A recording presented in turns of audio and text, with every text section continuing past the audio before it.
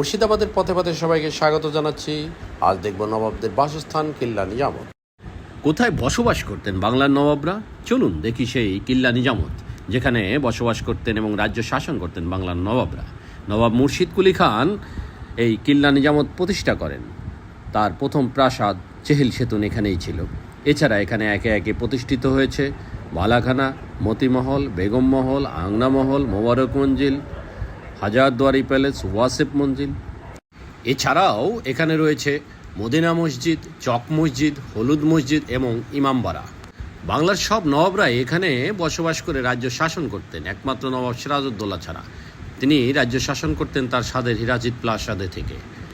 তবে নবাবে সিরাজউদ্দৌলার কৈশোরকাল কিন্তু এখানেই কেটেছে। তো আমরা এখন চলে আসছি হাজারদুয়ারির সামনে।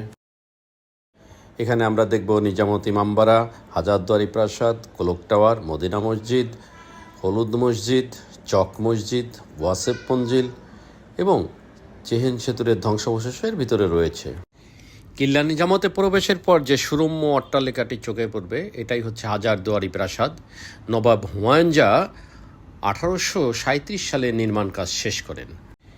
3 তলা বিশিষ্ট অনিন্দ্য সুন্দর এই প্রাসাদটির নকশা করেন কর্নেল ডানকান ম্যাকলিওড এবং এটি দৈর্ঘ্যে ছিল 130 মিটার, প্রস্থে 61 মিটার এবং উচ্চতা 80 ফুট। এটা তৈরি করতে খরচ হয়েছিল 16.5 লক্ষ স্বর্ণমুদ্রা। এই প্রাসাদের 1000টি দরজা আছে, যার 900টি আসল এবং 100টি নকল। মূলত শত্রুকে বিভ্রান্ত করার জন্য এই নকল দরজাগুলো তৈরি করা। 1000 দুয়ার থাকার কারণেই এর নাম হয়েছে হাজারদুয়ারি।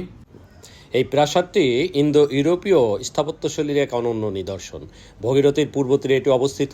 3 তলায় বেগম ও নবাবদের থাকার ঘর, 2 তলায় দরবার হল, পাঠাগার, অতিথিশালা এবং 1 তলায় নানান অফিস ঘর এবং গাড়ি রাখার জায়গা ছিল। বর্তমানে এটি মিউজিয়াম এবং ইন্ডিয়ান আর্কিওলজি বিভাগ এর তত্ত্বাবধান করে। এই মিউজিয়ামের নিচতলায় অস্ত্রাগার গ্যালারিতে প্রায় 2600টি অস্ত্র সজ্জিত আছে। এর মধ্যে পলাশি যুদ্ধে ব্যবহৃত অস্ত্র আছে নবাব আলীবর্দী খাঁয়ের ব্যবহার করা তলোয়ার এবং বন্দুক, নাদির শাহের শিরস্ত্রাণ, মীর কাসিমের ছোরা, বিভিন্ন ধরনের কামান এবং ছোরা, এমনকি সিরাজউদ্দৌলাকে হত্যা করা হয়েছিল যে ছোরা দিয়ে, সেটাও এখানে সংরক্ষিত আছে। দোতলার আর্ট গ্যালারিতে মুর্শিদ কুলি খাঁয়ের মার্বেল পাথরের সিংহাসন, সিরাজউদ্দৌলার রূপার পালকি, পানপাত্র, চীনামাটির বিভিন্ন রকমের ফুলদানি, হাতির দাঁতের তৈরি ছোপা সেটো পালকি, রূপার পালকি, ম্যাজিকানা এবং মমি করা দুষ্প্রাপ্য পাখি। দরবার কক্ষে রয়েছে রানী ভিক্টোরিয়ার দেওয়া 101টি বাতির সদৃশ্য ঝাড়বাতি, হারুন আর রশিদ সহস্তলিখিত কোরআন শরীফ, আবুল ফজলের আইনি আকবরী পাণ্ডুলিপি। এছাড়া 3 তলায় এখন লাইব্রেরি। আসলে ছবি তোলা নিষেধ বলে আমরা আপনাকে দেখাতে পারছি না। কিল্লা নিজামতে অবস্থিত ইমামবাড়া, মদিনা মসজিদ এবং হলুদ মসজিদ নবাব সিরাজউদ্দৌলা তৈরি করেন। এটা হচ্ছে মদিনা মসজিদ। মূলত এটা সিরাজউদ্দৌলা তৈরি করেন এবং তিনি মক্কা মদিনার থেকে মাটি এনে এটা তৈরি করেন। তার মা আমিনার নির্দেশে তিনি এই কাজ করেন, কারণ তার দরিদ্র প্রজারা যারা হজ করতে পারেন না, তারা যাতে মক্কা মদিনার মাটি ছুঁয়ে দেখতে পারেন, এজন্যই নবাব সিরাজউদ্দৌলা এই মদিনা মসজিদ তার মা আমিনার নির্দেশে করে দেন। তারপরে আমরা এপাশে ঘুরে যদি আসি, এটা ইমামবাড়া। ইমামবাড়াও নবাব সিরাজউদ্দৌলা তৈরি করেছিলেন, কিন্তু এই ইমামবাড়াটা ছিল কাঠের এবং সেটা পুড়ে গেলে তারপর নবাব ফরাদুন শাহ এই নতুন ইমামবাড়াটা আবার তৈরি করেন। এখানে মহরমের সময় খোলা থাকে, অন্য সময় বন্ধ থাকে। এবং এই ইমামবাড়ার ভিতরেও কিন্তু নতুন একটা মদিনা মসজিদ আছে এবং এখানে মূলত তাজিয়া মিছিল এখান থেকে বের হয় এবং এশিয়ার সর্ববৃহৎ ইমামবাড়া কিন্তু এই ইমামবাড়াটা। বর্তমান ইমামবাড়াটি 3টি চতুর্ভুজে বিভক্ত। কেন্দ্রীয় চতুর্ভুজটিতে নতুন মদিনা মসজিদ এবং মিম্বার দালান, পূর্ব চতুর্ভুজে নহমতখানা এবং পশ্চিম চতুর্ভুজে একটি দ্বিতল মসজিদ রয়েছে। ইমামবাড়া এবং হাজারদুয়ারির মাঝখানে এই বিশাল আকৃতির কামানটি রয়েছে। এটি ঢাকার জনার্দন কর্মকার তৈরি করেন ঢাকার জাহাঙ্গীরনগরে। সেখান থেকে দিল্লি পাঠানোর সময় এটি ভগীরথীতে তলিয়ে যায়। পরবর্তীতে নবাব হুমায়ুন শাহ এটি উদ্ধার করেন। এটার ওজন 160 মণ এবং 18 কেজি বারুদ দিয়ে যখন নবাব হুমায়ুন শাহ এটার প্রথম তোপ দাগেন, তখন আশপাশের 10 মাইল ব্যাসের সব গর্ভবতী মহিলার বাচ্চা নষ্ট হয়ে যায়। এই জন্য এর নাম হয় বাচ্চা বলি কামান এবং এরপরে আর এই কামানটি ব্যবহৃত হয়নি। কামানের পূর্ব দিকে রয়েছে সুউচ্চ এই কোলক টাওয়ারটি। এখানে সময়ে সময়ে ঘণ্টা বাজানো হতো, অনেক দূর থেকে এই ঘণ্টার আওয়াজ শোনা যেত। নবাব সিরাজউদ্দৌলার ছেলেবেলা কেটেছে কিল্লা নিজামতেই। 1756-57 সালে তিনি এই হলুদ মসজিদটি নির্মাণ করেন। এটি হাজারদুয়ারি প্রাসাদের পশ্চিম পাশে এবং ভগীরথী নদীর ঠিক পূর্ব তীরে অবস্থিত।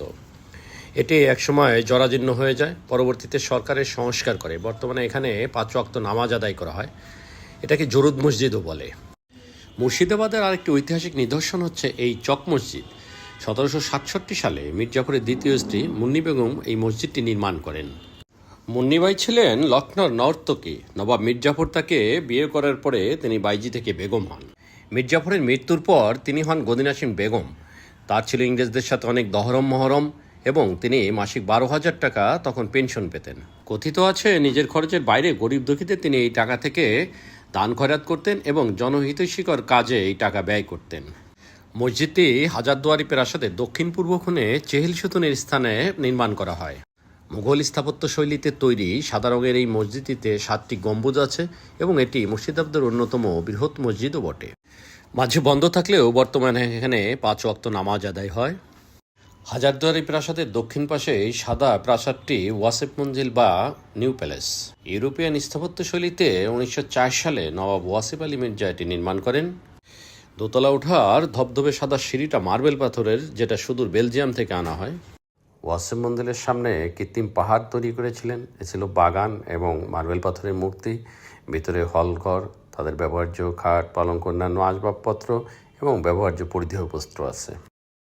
সুজলা সুফলা শস্য শ্যামলা বাংলা ছিল অর্থনৈতিকভাবে অত্যন্ত সমৃদ্ধশালী। বর্গী ভিসিঙ্গিদের আক্রমণে যতটা না ক্ষতি হয়েছিল তার চাইতে বেশি ক্ষতি হয় ইংরেজ শাসন আমলে। এদেশের লুণ্ঠিত সম্পদ দিয়েই তারা রেনেসাঁ বা শিল্প বিপ্লব গড়ে তোলে। ক্লাইভের গাধা মীর জাফর ভোগবিলাসে মত্ত থাকায় প্রজারা দুর্বিষহ জীবনযাপন করে। সোনার বাংলা শ্মশান হতে থাকে। মুর্শিদাবাদ ছিল জৌলুসপূর্ণ শহর। সেখানে কিল্লা নিজামতের বাইরে বিভিন্ন পেশার শ্রেণীর মানুষ বসবাস করতেন। এখনও তার সাক্ষী হয়ে আছে জুতার পট্টি, কুর্তা পট্টি, হাতিশালা, ঘোড়াশালা আজ শুধুই স্মৃতি। ছিল চক বা বাজার, সেখানে হীরা জহরত, চাঁদি, সোনার কেনাবেচা হতো। বর্তমান স্থাপনার বাইরেও কিল্লা নিজামতের ভিতর ছিল চেহেল সেতুন, বালাখানা, আংনামহল, মিনামহল, বেগম মহল, আজ সবই স্মৃতি। তখন সন্ধ্যা হলে বেগম মহলের জলসা করে ঘুঙুরের আওয়াজ পাওয়া যেত। সানায় সুরে সবাই বিমোহিত হতো। জর্দান ভাই, কহরজান, তাদের নাচে গানে সবাই মশগুল থাকতো। আজ সবই অতীত।